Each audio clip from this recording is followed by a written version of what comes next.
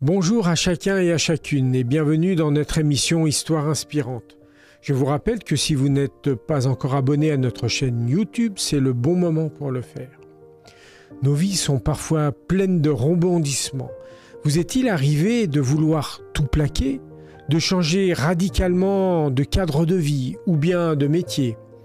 Changer pour être plus en phase avec soi-même et avec ses propres valeurs. Faire des choix qui sont impactants et profonds. Aujourd'hui, nous accueillons Émilie Escure-Delpoche. Sa volonté d'être au service de Dieu tout en étant en authenticité avec elle-même l'a conduite à faire des choix très opposés. Pour Émilie, la vie avec Dieu est une aventure qui réserve bien des surprises et qui nous amène sur des chemins très différents. La simplicité et l'authenticité avec lesquelles Émilie a vécu sa vie d'engagement lui ont permis de vivre pleinement ses choix tout en restant disponible à des transitions parfois radicales.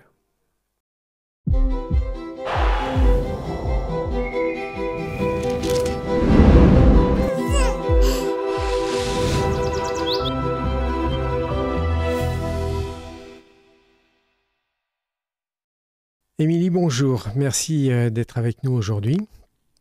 Alors c'est vrai que d'habitude on se retrouve dans un autre cadre, autour d'un feu de cheminée, dans cette magnifique bâtisse des Abbayères dans les Cévennes. On est presque voisins. On va parler des Abbayères tout à l'heure. Mais avant les Abbayères, tu as eu aussi un parcours bien chargé. Est-ce que tu peux nous en dire quelques mots? Avec plaisir. Et c'est vrai que on s'est rencontrés dans le cadre des Abbayères, mais il y a eu tout un parcours avant, un parcours, on va dire, de discernement, de tâtonnement, pour savoir vraiment quelle pouvait être ma place, quel pouvait être le lieu finalement où Dieu me désirait pour pouvoir donner du fruit, porter du fruit. Et puis parfois, autant il y a des ministères, ils sont très clairs, avec des appels très clairs, très limpides. Ça n'a pas forcément été mon cas, donc j'ai beaucoup tâtonné et surtout j'ai voulu expérimenter pas mal de choses sur le terrain pour justement affiner le discernement. Et donc avant d'arriver aux Abbayères et avec une responsabilité aux Abbayères, j'ai eu tout un parcours. Alors déjà, classiquement, les études de théologie qui m'ont passionnée dès le début. Donc avec tout de suite un questionnement sur le fait de prolonger les études, faire un doctorat, la recherche, l'enseignement, est-ce que c'est là ma voie ou pas? Et en tout cas, j'ai poursuivi un doctorat, mais en même temps, je me disais, oui, mais il y a le pastorat, la vie d'église, le terrain, est-ce que c'est pour moi ou pas? Et donc, j'ai aussi choisi d'expérimenter ça. Donc, en fait, j'ai fait 2 masters de théologie, un voie professionnelle pour le ministère pastoral et un en recherche pour me permettre d'enchaîner sur un doctorat. Et puis, au fur et à mesure des années, je voyais bien que finalement, en tout cas, l'engagement en église, sur le terrain, dans le cadre du ministère pastoral, c'était pas forcément ça qui m'appelait, même s'il y a toute une dimension pastorale que j'aime beaucoup et qui est importante pour moi. Mais je sentais bien que j'avais un besoin beaucoup plus de retrait, d'études, de prières, pour pouvoir... je ne savais pas comment à l'époque, mais pour pouvoir porter du fruit. Et donc à la fin de tes 2 masters, donc, tu es rentrée dans le ministère pastoral. Oui, tout à fait. Combien de temps? En fait, j'ai fait 1 an de stage, mais j'avais déjà été en église en fait, avant, puisque j'ai commencé par le master recherche. En fait, finalement, le master pro pastoral est venu après. Et donc, pendant mon master recherche, c'est des études plutôt... Il y a moins de cours sur place, en fait. Donc, j'ai été en église, alors dans le Gard, à ce moment-là. J'ai été aussi sur toute une année. J'ai été sur plusieurs mois en Haute-Loire. Et ensuite, mon stage pastoral, là, je l'ai fait en Ardèche, en église. D'accord. Donc, si je comprends bien, au départ... Tu avais plutôt la vision de l'enseignement, donc de la recherche. Et puis, tu t'es dit, il faut que j'explore toutes les pistes, on ne sait jamais. Donc, il n'y avait pas de certitude. Non, il n'y avait pas de certitude. Alors, l'enseignement m'a toujours appelé dès le début, mais il y a aussi des faits concrets. Dans des postes en théologie, déjà, il n'y en a pas beaucoup. Ça, c'est très clair. Et puis, comment être enseignant en théologie pour des futurs pasteurs sans avoir expérimenté le terrain, quoi. Et ça, je me disais bien, il y aurait un problème. Ouais. On ne peut pas former des futurs pasteurs sans savoir ce que c'est que la vie d'une église. Et à un moment donné, c'est pas possible. Et du coup, c'était important, non seulement pour moi de voir sur le terrain si ça me correspondait, mais même éventuellement, dans une perspective un jour d'enseigner la théologie, ça me semblait essentiel de toute façon de passer par le terrain. Donc, pour moi, c'était logique d'aller en église. Et puis là, à un moment donné, il y a un basculement, une rupture même assez forte, puisque tu passes d'une vie pastorale, on va dire d'une vie publique, d'une vie sociale assez intense, aux Abbayères, qui est un lieu de retraite, un monastère. Qu'est-ce qui t'a poussé à vivre cela et on verra après comment tu as vécu cette période-là. Ben en fait, c'est vrai qu'il y a eu un point de bascule, même si les Abbayères, ça fait 15 ans que j'y allais, beaucoup, j'ai passé plusieurs étés. Donc cet attrait pour une vie en retrait, une vie de prière, le silence, la nature, beaucoup de temps pour pouvoir méditer, étudier les Écritures. C'est quelque chose, ça, qui a été depuis longtemps un fil conducteur de mon parcours. Mais à un moment donné, de se dire, bah oui, mais je vais choisir de vivre ça à plein temps, et ben, paradoxalement, c'est le confinement qui a marqué une vraie rupture par rapport à ça. Et très positive, du coup, pour moi. Alors, j'ai très, très bien vécu le confinement, malheureusement, contrairement à beaucoup d'autres personnes qui l'ont subi d'une manière violente. Mais ça a été un déclic pour moi, pour me dire, voilà, je sentais vraiment le besoin d'un temps à l'écart,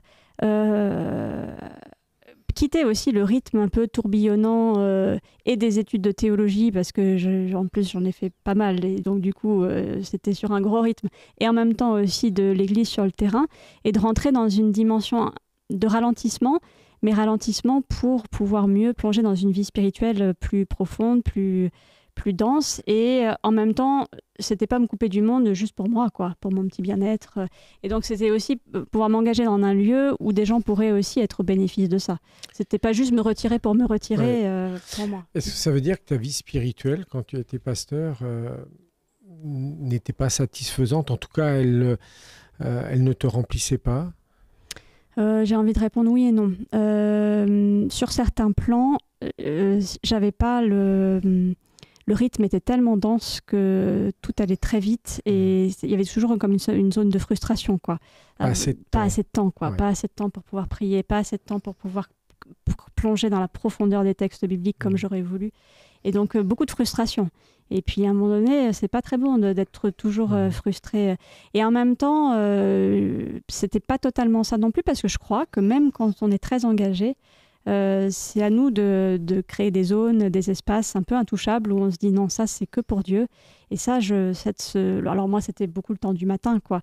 Mais de se dire vraiment, je vais avoir cette discipline, même si c'est un mot qu'on n'aime pas trop, mais de me lever tôt, pas parce que c'est une règle et il faut faire comme ça, mais juste par amour, quoi. Par amour de la relation avec Dieu, de la prière, amour de plonger dans la Bible, et de se dire, même si je vais avoir une grosse journée, ben, je vais quand même me lever tôt, parce que c'est ça qui va donner du sens à ma journée. Donc, je l'avais, mais pas autant que ce que je souhaitais. Et c'est vrai que le basculement et le fait de m'installer aux Abbayères, ça m'a ouvert tout un espace-temps bien plus grand, quoi. Alors, est-ce que justement, tu peux nous parler un peu des Abbayères ? Parce que beaucoup de nos auditeurs ne connaissent pas ce site, qui est un site vraiment remarquable. Donc, sa situation géographique, un peu au plein cœur des Cévennes, dans un écrin de verdure et de nature assez préservé. Comment ça se passe, la vie aux Abbayères ? En fait, c'est vrai que déjà c'est important de préciser ce côté vraiment l'ancrage dans la nature, quoi. C'est un peu au creux d'une vallée, une rivière, et rien que le fait d'aller et de se rendre aux Abbayères, on a déjà l'impression de se couper un peu du monde, avec une vie sur place qui est orientée vraiment dans aussi une forme d'autonomie, avec jardin potager, les animaux, ce qui fait qu'une fois qu'on est aux Abbayères, même moi qui en suis responsable, je sors très peu, en fait. Finalement, on a très peu besoin de quitter le lieu, et de se retrouver dans une sorte de cocon de nature, et aussi un cocon pour vivre un cœur à cœur avec Dieu. C'est vraiment un lieu d'accueil, en fait, pour des retraites spirituelles. Mais ce que je dis beaucoup aux gens qui viennent là, c'est attention, c'est pas juste on va dans un cocon, on est complètement coupé du monde, on vit quelques jours juste magnifiques dans la prière avec Dieu, et puis après, oh là là, il faut retourner dans ma vie quotidienne. Non. Et ça, ce serait pour moi raté si c'était ça les abeillères. Je me retire quelques jours, je vis un temps intense dans la prière, dans la lecture des Écritures pour mieux repartir en fait. C'est un lieu de ressourcement. C'est un lieu de ressourcement et quelque part de formation aussi. On peut réfléchir à en rentrant, qu'est-ce que je vais mettre en application dans ma vie pour que peut-être j'ai un peu plus de temps justement pour la prière ou pour lire la Bible. Comment je vais pouvoir mieux aussi m'engager et pour moi, c'est un lieu où on se retire pour mieux finalement s'engager et repartir. Donc c'est un petit peu ce que toi tu as mis en place aux Abeillères. Donc ce lieu où les personnes en manque d'énergie, en manque d'oxygène pouvaient venir se ressourcer et repartir de la meilleure des manières. Mais comment on passe d'une vie d'église qui est assez active et puis même si tu as exercé dans les Cévennes, c'est un milieu rural, à une vie au milieu du jardin potager, au milieu des moutons. Est-ce qu'on n'a pas l'impression de perdre son temps ? Alors, pour le coup, je pense que Dieu fait avec nos personnalités aussi, nos goûts, aussi nos attraits. Et je suis quelqu'un, depuis toujours, depuis toute petite, plongée dans la nature, quoi, et avec un fort attrait pour la nature et pour la vie simple aussi, et la vie sobre, mais de cette sobriété heureuse. Quoi. C'est quelque chose qui a traversé tout mon parcours mais moi, en plein cœur de Paris, bien sûr, si c'est pour le Seigneur, je vais le faire avec beaucoup de joie et d'élan, mais quand même, je vais un peu râler, je pense, intérieurement et dans ma prière avec Dieu. Et du coup, je me dis, voilà, le Seigneur aussi utilise ça. Et il choisit des personnalités. Donc, au contraire, pour moi, arriver d'un coup au milieu de la nature, à s'occuper des brebis, du potager, tout en ayant une activité d'accompagnement, d'écoute des autres, et puis une activité intellectuelle aussi au niveau des textes bibliques, pour moi, c'était l'équilibre parfait. Quoi. Ouais, vraiment. Comment se construit cette vie qui est une vie de recueillement, une vie de méditation, mais en même temps aussi une vie d'accueil, parce que tu as tout un tas de personnes qui sont venues te voir, parfois même te solliciter, enfin, il faut que tu donnes du temps. Est-ce qu'il n'y a pas un décalage là entre cette vie, on va dire, de silence et de méditation, et puis une vie dans laquelle on donne aussi beaucoup de sa personne dans l'écoute et puis l'accueil des problématiques de l'autre? Oui, tout à fait, avec des problématiques différentes. Tu disais, il y a beaucoup de gens qui viennent pour se ressourcer, pour reprendre souffle, mais il y a aussi beaucoup de gens qui viennent en crise de vie, après un divorce, après un décès, après une rupture professionnelle. Donc il y a aussi parfois des choses assez lourdes à accompagner, à écouter. Pour moi, en tout cas, ça a été ma réponse, ça a été l'alternance. C'est-à-dire qu'avoir des temps où c'était fermé. Et de se dire, voilà, je ne culpabilise pas. Ouais, il y a des moments où c'est fermé, parce qu'en fait, moi-même, j'ai besoin aussi de me ressourcer, de pouvoir replonger dans cette vie plus de prière, de lecture des Écritures, pour mieux ouvrir et pour mieux, après, toute la journée, ensuite, recevoir des gens, être à leur écoute.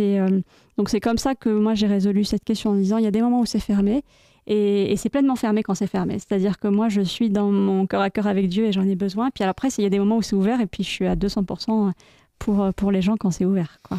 Donc cette notion de l'alternance, on la retrouve un petit peu dans les Écritures, dans la vie du Christ, avec ses mises à l'écart, ses temps de prière avec le Père et puis ses bains de foule, littéralement. Alors, qu'est-ce que cette période? Parce qu'aux Abeillères, tu y es resté... Alors, sur place, en responsabilité, 3 ans. D'accord, 3 ans, c'est pas une petite période. Et qu'est-ce que ça t'a apporté à toi? Parce qu'on cogite beaucoup quand on est tout seul. Oui, mais alors c'est du coup un très grand paradoxe pour moi, parce que finalement, cette vie, j'y aspirais depuis longtemps. Je la goûtais, j'ai passé beaucoup d'été aux Abeillères, donc je la goûtais sur 2 ou 3 mois dans les années qui ont précédé. J'ai essayé de la mettre en pratique dans ma vie, même en église et tout, mais voilà, c'est difficile. J'arrive aux Abeillères, je me sens comme un poisson dans l'eau en me disant « Ah, ça y est, il y a tous les paramètres et très vite, et ça c'est assez étonnant, très vite intérieurement, je me suis fait rattraper par le fait Pas la première année. La première année, ça a vraiment été une plongée en retrait et ça m'a beaucoup nourrie. Mais après cette première année, de dire, oui, mais ce temps de retrait, d'enfouissement, j'ai envie de dire, spirituel avec Dieu, en fait, maintenant, j'ai envie de partager, quoi. Et plus les mois passaient, et plus je me sentais de moins en moins à ma place. Et c'était paradoxal, parce que pour le coup, c'est ce que j'avais désiré depuis des années.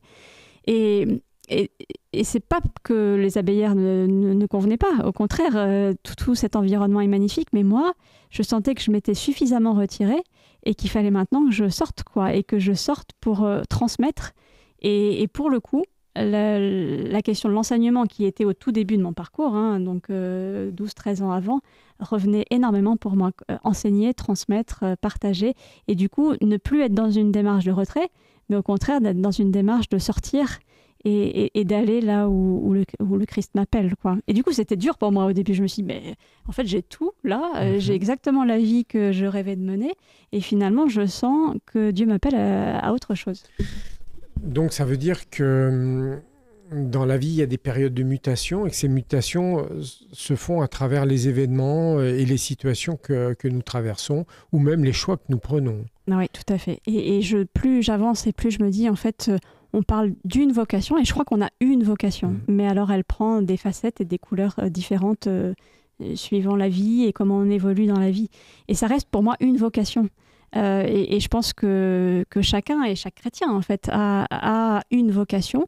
Mais voilà, il y a des périodes de vie, il y a des aspirations. Puis Dieu fait beaucoup avec qui on est, comment on évolue, comment...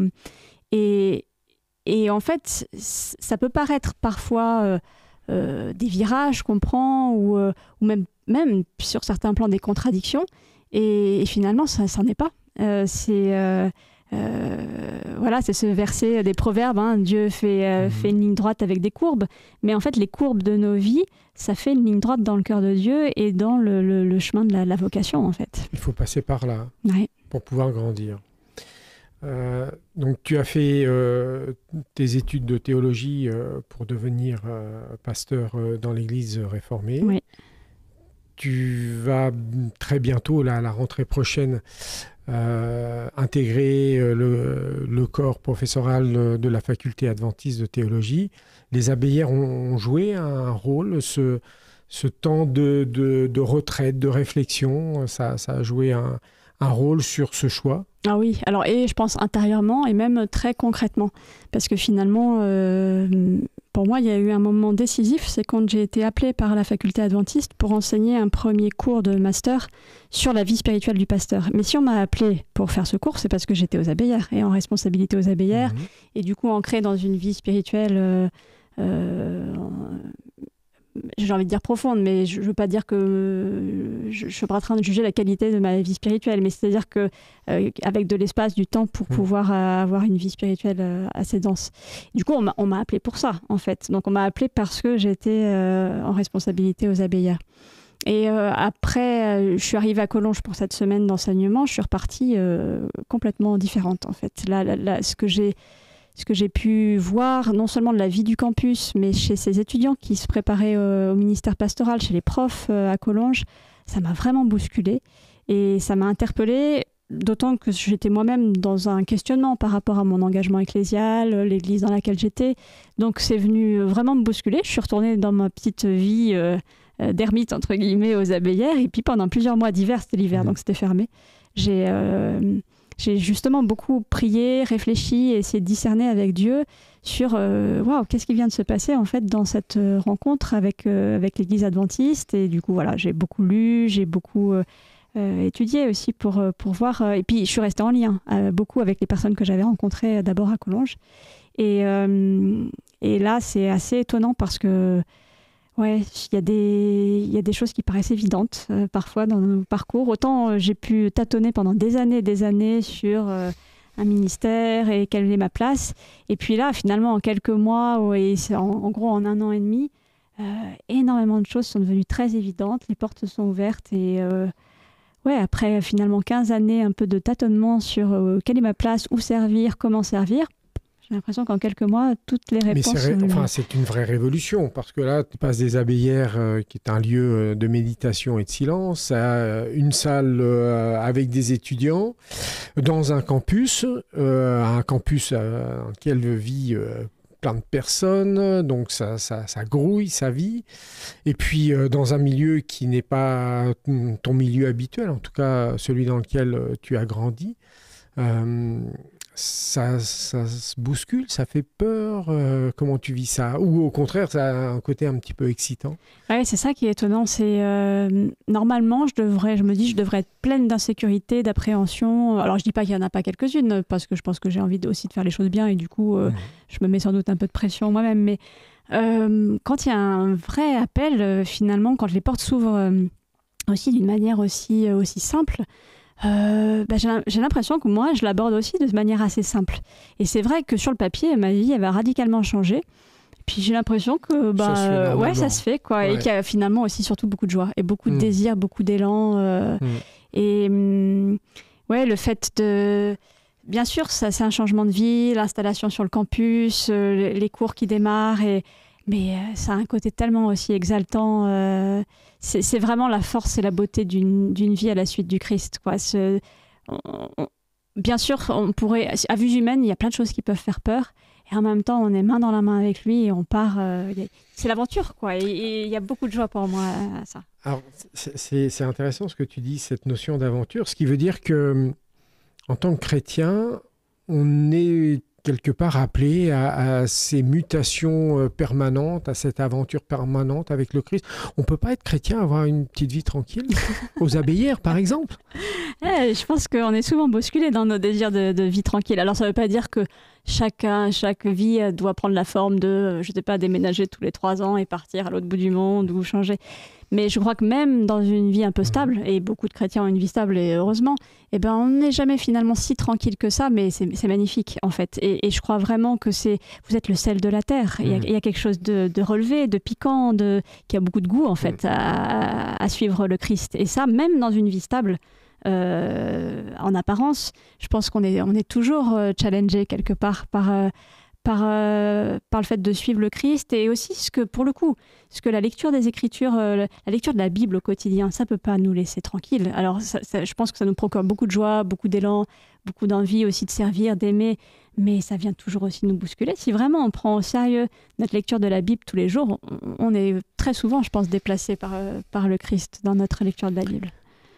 Quel est le sentiment qui t'anime pour vivre finalement ces mutations? Tu disais, je devrais avoir de l'insécurité, mais finalement, je suis assez tranquille. Qu'est-ce qu'on a à l'intérieur de soi qui crée cette motivation pour pouvoir avancer avec cette sérénité-là? Moi, il y a une sorte de fil conducteur et une manière aussi d'aborder la vie. C'est la question de la simplicité. La vie, elle est extrêmement complexe. Et chacune de nos vies, alors plus ou moins, mais on peut être confronté à beaucoup de choses complexes. Et de se dire comment j'accueille la vie avec simplicité malgré cette complexité. Et les changements qui peuvent arriver, des choses toutes bêtes, parce que après c'est des choses concrètes, un déménagement, un changement de rythme. Comment j'accueille ça avec simplicité et commencer à s'enfermer dans énormément de questions, de problèmes, d'imaginer mais ça va se passer comment? Mais si je fais ça, alors qu'est-ce qui va se passer? Oh là là, si je commence à faire ça, je vais perdre ça. Pour moi, c'est aborder les choses de manière compliquée, alors que cette simplicité de dire, ok, la vie avec toi, c'est passionnant, c'est pas toujours tranquille, il y a des défis, il y a des combats spirituels, il y a des épreuves, mais on va aborder les choses de manière simple. Je crois vraiment que Jésus nous donne, c'est un modèle de simplicité pour nous, la façon dont il rencontre les gens avec simplicité, son enseignement en fait, qui est en même temps très profond, mais très simple, et de dire, voilà, comment moi aussi je m'engage dans la vie avec simplicité et aussi authenticité. C'est peut-être le deuxième mot que j'ai envie de dire. De ne pas commencer à vouloir jouer des rôles, à se créer des personnages, à imaginer telle ou telle place, avoir l'ambition de telle ou telle chose. Non, de se dire, en fait, mon mot d'ordre, ça va être aussi d'être authentique, parce que c'est comme ça que Dieu me veut, c'est comme ça qu'il me désire, quoi. Et c'est comme ça que je désire être avec lui, authentique avec Dieu, et puis authentique dans ma relation avec les autres. Donc finalement, je crois que c'est mes deux façons d'aborder la vie, tout simplement. D'accord, donc simplicité, authenticité, ça nous laisse finalement Ça laisse Dieu la possibilité de nous modeler et de nous faire avancer, de nous faire grandir. Merci beaucoup, Émilie, pour ce temps d'échange. Tu vas continuer à donner le cours de spiritualité? Oui, en fait, donc j'enseigne le Nouveau Testament, j'enseigne le grec. Je suis passionnée de grec. Mais du coup, je continue à avoir, je vais enseigner plusieurs cours. Je vais continuer le cours de master, donc la vie spirituelle du pasteur. Et je vais aussi faire le cours de formation spirituelle pour les premières années, en fait, première et deuxième année. Et ça me réjouit aussi beaucoup. C'est-à-dire que dès le début du cursus, pour ces hommes et ces femmes qui désirent s'engager dans le ministère, de dire, voilà, la pierre de fondation, ça va être aussi la vie spirituelle. Comment je m'engage dans ma vie spirituelle, quelle place elle va pouvoir prendre dans la perspective d'un ministère, et de voir un peu tous les aspects, de la prière, la lecture de la Bible, de l'accompagnement, et de le faire dès le début. En fait, dès le début des études, ça, je trouve ça passionnant. Donc, ouais, j'ai la chance de pouvoir enseigner tout ça. Merci, Émilie, de nous avoir accordé ce temps sur ta vie, sur ton parcours. Parcours qui ne fait que continuer. Commencer. Chaque jour, je commence, disait un vieux moine des premiers siècles. Eh bien, on aura sans doute peut-être l'occasion de se retrouver, de partager sur ce que tu vis sur ce campus. Donc, Émilie, avant que nous séparions et que nous allions ensemble écrire un petit mot sur le mur des histoires, aurais-tu un texte biblique à laisser à nos auditeurs? Ah, ça c'est une belle proposition, oui. Peut-être un verset qui justement m'a porté un peu tout au long de mon parcours. Dans l'évangile de Matthieu, au chapitre 11, le verset 29, « Apprenez de moi que je suis doux et humble de cœur, et vous trouverez du repos pour vos âmes. » Cette douceur et cette humilité de Jésus qui nous procure le repos, ça c'est quelque chose qui m'a vraiment accompagnée et qui m'accompagne, je pense, m'accompagnera jusqu'au bout du parcours. Merci Émilie, merci pour ce beau texte. Et puis, nous allons ensemble écrire ce petit mot et que tu puisses laisser ton empreinte, ton histoire sur ce mur. Je te suis.